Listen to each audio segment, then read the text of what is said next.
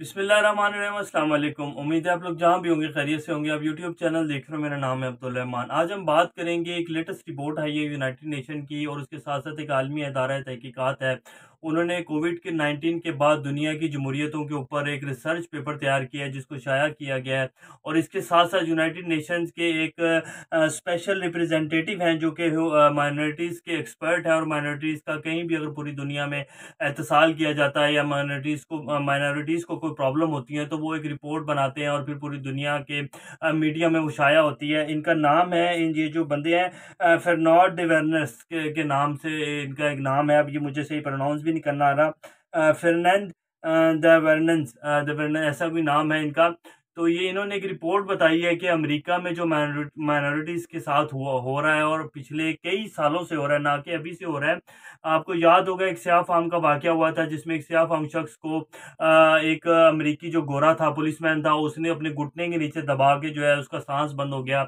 और उसके बाद पूरे अमेरिका में जो है वह मुज़ाहरे उभर आए थे और पूरे अमेरिका में एक आग लगी हुई थी। आप इसको कह लें कितना ही अरबों डॉलर का नुकसान हुआ। तो अमेरिका में माइनॉरिटीज़ का जो हालात हैं वो आपको बताएँगे। इस रिपोर्ट के मुताबिक ये यूएन की रिपोर्ट है। और अमेरिका फिर जब से अफ़गानिस्तान से निकला है और अमेरिकी मीडिया और उसके साथ-साथ पूरा यूरोपीय मीडिया कह लें कि उन्होंने किस तरह का प्रोपेगेंडा शुरू किया और अभी तक जो है उनके 9 से 10 अरब डॉलर के जो असासे हैं अफ़गानिस्तान के गरीब अवाम के। और उधर इतनी कसम पुरसी की हालत है अफ़गानिस्तान की, जो अवाम है, जो आम लोग हैं बेचारे, उनकी इस टाइम क्या सिचुएशन है। और यूनाइटेड नेशन की एक और रिपोर्ट आई है कि अफ़गानिस्तान के जो बैंकिंग सिस्टम है वो नियर टू कोलैप्स है, कि कोलैप्स होने वाला है अगर उनको इमदाद नहीं की गई पूरी दुनिया की तरफ से। तो ये आज कुछ रिपोर्ट्स बताएँगे और फिर लास्ट में हम पाकिस्तान के बारे में बात करेंगे। पाकिस्तान में आजकल एक बड़ा हॉट फेवरेट टॉपिक चल रहा है। पहले जो हमारे साबका चीफ जस्टिस हैं साकिब निसार साहब, उनकी वीडियो आई और फिर वो जो है कल मैंने आपको ब्लॉग में बताया भी था कि वो बैलून फट गया और वो सारा पता चल गया। समय न्यूज़ ने उसकी बाकायदा पूरी वो जितने भी क्लिप्स थे उनको निकाल के सारा क्लियर कर दिया कि ये उन्हीं की तकारीर में से जो है मुख्तलिफ उनके जो है क्लिप्स काट के जो है उसको बना के वीडियो बनाई गई है। और ये सारा प्रोपेगेंडा जो है वो नून लीग की तरफ से किया गया। वो भी आपको बताएँगे कि वो कौन से सहाफ़ी हैं जिन्होंने ये किया है। तो आज इसके ऊपर हम तफ़सील से बात करेंगे। इससे पहले अगर आप लोगों ने चैनल को सब्सक्राइब नहीं किया, रेड बटन को प्रेस कर लें और बेल आइकॉन को प्रेस कर लें ताकि लेटेस्ट अपडेट्स आप लोगों को मिलती रहें और ये जो हमारा ताल्लुक है ऐसे ही जुड़ा रहे। सबसे पहले अब हम बात कर लेते हैं कि ये जो रिपोर्ट आई है यूनाइटेड नेशन के जो एक नुमाइंदा खुसूसी हैं जो कि पूरी दुनिया में माइनॉरिटीज़ के ऊपर रिसर्च करते हैं और बाकायदा फिर वो एक रिपोर्ट शाया करते हैं। तो वो उसको पूरे मीडिया ने, पूरी दुनिया की मीडिया ने इस रिपोर्ट को शाया किया है। ये आपकी स्क्रीन के ऊपर इसके स्क्रीनशॉट चल भी रहे हैं इस खबर के, जिसमें ये कह रहे हैं कि US do more to protect minorities, UN expert. America को बहुत ज़्यादा ज़रूरत है माइनॉरिटीज़ को जो है प्रोटेक्ट करने के लिए, उनके ऊपर काम करने की और उनके जितने भी हकूक़ हैं उनको फ़राहम करने के लिए अमेरिका में भी बहुत ज़्यादा काम करने की अमेरिका को इस टाइम ज़रूरत है। और ख़ास तौर पे पैंडेमिक के बाद, ये जो कोविड-19 की एक पैंडेमिक आई थी पूरी दुनिया में, तो वो इस रिपोर्ट में कह रहे हैं the United States must overhaul its domestic legislative framework to ensure the rights of minorities, a UN mandated expert said Monday, adding that measures taken by some states could undermine democracies. Fernand de Vernes, the United Nations Special Reporter for Minorities' Rights, has just completed a 2 weeks visit to the United States. De Vernes said the United States has a patchy tapestry of laws created more than 60 years ago that are showing sign of fatigue. Those gaps contributed to millions of Americans, especially minorities, facing growing inequalities, discriminations, and even exclusions, facing dramatic increases in hate speech and hate crimes. अब ये इनके जो हैं नुमाइंदा खुसूसी हैं United Nations के, जो minorities के ऊपर एक रिपोर्ट तैयार की उन्होंने। 2 हफ्ते उन्होंने अमेरिका में गुजारे और इस टाइम अमेरिका में जो है वो एक एशियन अमेरिकन है जो कि गोरा, आप कह लें कि उससे जो है उसके ऊपर उसे पकड़ा गया और अफ़ज़ल बेजा में रखा गया पुलिस की तरफ से। तो उसके ऊपर जो है मुज़ाहरे उमड़े हुए हैं और पूरे अमेरिका में जो है और फिर वाशिंगटन डीसी में जो है बहुत ज़्यादा मुज़ाहरे हो रहे हैं कि उनको रिलीज़ किया जाए। तो इस तरह के बहुत ज़्यादा माइनॉरिटीज़ के जो हकूक़ हैं वो अमेरिका में भी जो है उनको रौंदा जाता है। और ये सिर्फ हमारे एशिया में ही नहीं है, ये अमेरिका और यूरोप में पूरी दुनिया में माइनॉरिटीज़ जो हैं उनके हकूक़ को पामाल किया जाता है। पाकिस्तान वाहिद दुनिया का मुल्क है, आप इसको कह लें, जिसमें माइनॉरिटीज़ जब से पाकिस्तान बना है, अगर कुछ वाक़यात इक्का-दुक्का होते भी हैं, तो वो भी कुछ शरपसंद लोगों की वजह से होते हैं। यहाँ बनिस्बत पूरी अवाम और पूरे पाकिस्तान में माइनॉरिटीज़ जितनी सेफ हैं, शायद पूरी दुनिया में कहीं हों। लेकिन एक इंटरनेशनल मीडिया और मगरबी मीडिया जैसे जिस तरह अमेरिका अफ़गानिस्तान से निकला और उसके बाद अमेरिका ने जैसे प्रोपेगेंडा शुरू करवाया गया और पूरी दुनिया का जो मीडिया उसने ख़ास तौर पे ये प्रोपेगेंडा किया कि जी अफ़गानिस्तान में औरतों के हकूक़ जो है पामाल किए जा रहे हैं। औरतों जितनी माइनॉरिटीज़ हैं उनको हकूक़ प्रॉपर नहीं मिल रहे हैं और अफ़गानिस्तान की जो औरतें हैं उनको जो है काम करने की इजाज़त नहीं दी जा रही और उसके साथ-साथ बच्चियों को और बच्चों को जो है स्कूल में नहीं जाने दिया जा रहा और ख़ास तौर पर लड़कियों को जो है तालीम हासिल नहीं करने दी जा रही।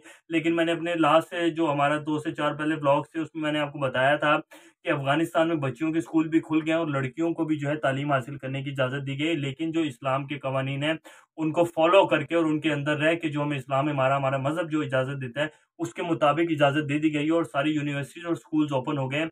और अभी 2 से 3 दिन पहले जो कुछ रिपोर्ट्स आ रही थी कि जितनी भी वुमेन्स जो प्रोफ़ेशनल वुमेन्स हैं, जो काम कर रही हैं, उनको उनकी पेज़ भी दे दी गई हैं और पूरा एक जो सिस्टम रुका हुआ था, जो कि यूरोप ने फिर ख़ास तौर पे जर्मनी ने कहा था कि जी हम अफ़गानिस्तान का जितना एक पे का सिस्टम है और जितने वर्कर्स हैं उनकी पे की ज़िम्मेदारी, उनको तनख्वाहों की ज़िम्मेदारी जो है वो हमारी है। हम अफ़गानिस्तान का सिस्टम जो है उसको कोलैप्स नहीं होने देंगे। तो उन्होंने उसकी हामी भरी और फिर अफ़गानिस्तान में भी जितनी भी तनख्वाहें रुकी हुई थी लोगों की, जो प्रोफ़ेशनल वुमेन्स थी, प्रोफ़ेशनल जो दूसरे लोग थे, जितनी तनख्वाहें रुकी हुई थी स्कूलों के उस्ताद और जितने लोग थे, उन सबको जो है तनख्वाहों की अदायगी जो है वो शुरू कर दी गई है।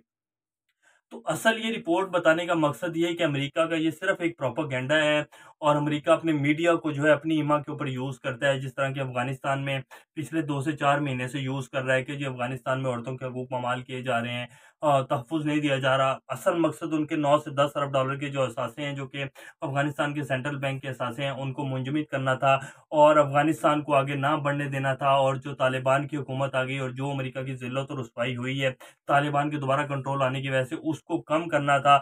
और इस खित्ते को जिस तरह के पाकिस्तान, चाइना, रूस और तुर्की चाह रहे हैं कि अफ़गानिस्तान में अमन आ जाए और ये खित्ता आगे बढ़ सके और इस खित्ते को रोकने का असल मकसद है और चाइना को काउंटर करना। और फिर जो पाकिस्तान और चाइना का एक बेल्ट एंड रोड इनिशिएटिव है, जो कि पूरी दुनिया और ख़ास तौर पे यूरोप को कनेक्ट करना है सीपैक से, इसको रोका जाए। इसीलिए जो है ये इस तरह के प्रोपेगेंडे और हथकंडे आज़मा रहा है कि अफ़गानिस्तान किसी प्रॉक्सी वॉर की तरफ चले जाए और ताकि ये जो जितना भी एक मेरा इस पूरे खित्ते को लेके एक प्लान था, उसको मैं लेके आगे बढ़ सकूँ। इसीलिए इंडिया को भी जो है खड़ा करने की कोशिश की जाती है पाकिस्तान और चाइना के सामने, लेकिन इंडिया की इतनी औकात नहीं है कि वो पाकिस्तान और चाइना के सामने खड़ा हो जाए। और इंडिया को भी ये बात बहुत अच्छे से पता है कि मैं पाकिस्तान और चाइना के साथ नहीं लड़ सकता। वो सिर्फ़ कुछ डॉलर्स लेने के लिए और कुछ अमेरिका की हमायत लेने के लिए और पाकिस्तान को एफएटीएफ की जैसी ग्रे लिस्ट में रखा गया है अभी तक। हालाँकि हमने उतने उनके जितने भी नुकात थे उनको पूरा कर दिया, लेकिन फिर भी जो है पाकिस्तान अभी तक एफएटीएफ की ग्रे लिस्ट में है। तो इस तरह के कुछ काम करवाने के लिए अमेरिका की जो है हमायत हासिल करता है इंडिया। तो ये रिपोर्ट है, बहरहाल अब देखें इसके ऊपर क्या बनता है। लेकिन अमेरिका ने तो अपनी हरदर्मी अभी भी कायम रखी हुई है। उन्होंने साफ-साफ इनकार कर दिया है कि जी हम कोई असासे जो हैं उनको अनफ्रीज़ नहीं कर रहे।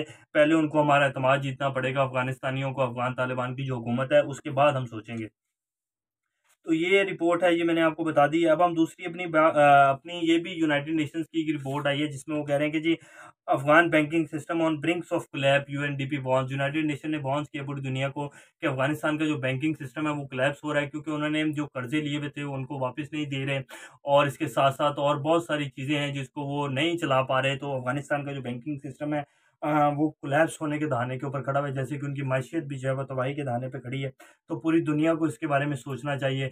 अब अभी अगर कोई सोच रहा है मुल्क, तो वो सिर्फ़ पाकिस्तान है, चाइना है, ईरान है, तुर्की है और उसके साथ-साथ रूस है, जो अफ़गानिस्तान का जो है अगर सही मानों में सोचा जाए और सही मानों में देखा जाए, तो यही 4-5 मुल्क हैं जो कि अफ़गानिस्तान की मदद कर रहे हैं। उसके साथ-साथ जर्मनी भी ऐलान किया था कि जी हम जो तनख्वाहें देंगे वो पूरे अफ़गानिस्तान में जितने भी वर्कर्स हैं, जो कि प्रोफ़ेशनल वुमेन्स हैं, प्रोफ़ेशनल लोग हैं, उसमें हेल्थ के लोग हैं, डॉक्टर्स हैं, सबकी तनख्वाहों की ज़िम्मेदारी जो है जर्मनी ने ली है। तो अभी अमेरिका की जो है हठधर्मी कायम है, देखें इसके ऊपर आगे क्या बनता है। तो जैसे ही कुछ अपडेट्स आएँगी तो वो भी आपको बताएँगे। अब लास्ट में हम बात कर लेंगे पाकिस्तान की सूरत हाल। पाकिस्तान की सूरत हाल तो आप सब लोगों के सामने ही है।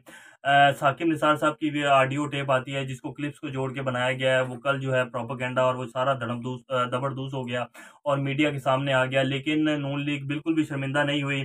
और उसके ऊपर साथ साथ जो मरियम नवाज साहब की एक ऑडियो लीक हुई थी, उसके ऊपर जितने हमारे नाम नहाद सहाफ़ी हैं जिनमें बड़े बड़े नाम हैं सहाफ़त के, उन्होंने ट्वीट तो करना, बात करना तो दूर की बात, ट्वीट करना भी जो है मुनासिब नहीं समझा। लेकिन साकिब निसार साहब की जो ऑडियो टेप आई थी, उसको हर बंदे ने जो है उस लिंक को फॉलो करके उसको कॉपी और रीट्वीट किया हुआ है, जिसमें हामिद मीर, नजम सिटी, सलीम सहाफ़ी, आज़मा शराजी और अफसार आलम जैसे लोग, जितने ऐसे लोग हैं जो कि बड़े नाम थे किसी दौर में सहाफ़त के, जिनको दुनिया सुनती थी और ख़ासतौर पर पाकिस्तान में इन लोगों का बड़ा एक मकाम था। लोग इनको, इनकी बात को, कही हुई इनकी खबर को सच मानते थे कि ये लोग वाक़ई सच कह रहे हैं। तो इन लोगों की जो है असलियतें खुलकर जो हैं वो सामने आ चुकी हैं पूरे पाकिस्तान की अवाम के। तो ये इन लोगों के हालात हैं। बहरहाल इन लोगों ने जो साकिब निसार साहब की वीडियो थी उसको तो, ऑडियो थी उसको तो बड़ा रीट्वीट किया और उसको सोशल मीडिया के ऊपर शेयर भी बहुत ज़्यादा किया गया और ट्रेंड बनाने की कोशिश की गई। लेकिन वो सारा का सारा ड्रामा जो है कल जो है वो बिल्कुल वो सब कुछ खुल के सामने आ गया और मरियम नवाज साहब की जो टेप थी उसके ऊपर किसी ने कोई रिस्पॉन्स नहीं दिया। बहरहाल इससे जो है पीटीआई, ये असल जो सारा प्रोपेगेंडा किया गया, ये एस्टेब्लिशमेंट को और फौज को जो है बदनाम करने के लिए किया गया। इससे जो है ये ड्रामा जब बेनकाब हुआ तो एस्टेब्लिशमेंट और फौज की इज्जत भी लोगों की नज़र में बढ़ गई और ज़्यादा। और साथ साथ पीटीआई को जिस तरह ये करना चाहते हैं कि पीटीआई को नाकामी हो और पीटीआई की इज्जत में कमी आए, तो उनकी जो है इज्जत जो है वो और बढ़ी है। इस तरह के जितने भी हथकंडे नून लीग आजमाती है और ख़ासतौर पे पीडीएम है, इनकी जितनी भी ऐसी हरकतें इनको वापस उल्टी पड़ जाती हैं और उससे जो है पीटीआई की जो मकबूलियत है वो और ज़्यादा बढ़ जाती है। तो ये आज की कुछ अपडेट्स थी। इंशाल्लाह नेक्स्ट खबरों से दोबारा आप लोगों के सामने हाज़िर होंगे। तब तक अपना और गिरदोनवा के लोगों सबका ख्याल रखिएगा और इस चैनल का भी ख्याल रखिएगा। अल्लाह हाफ़िज़।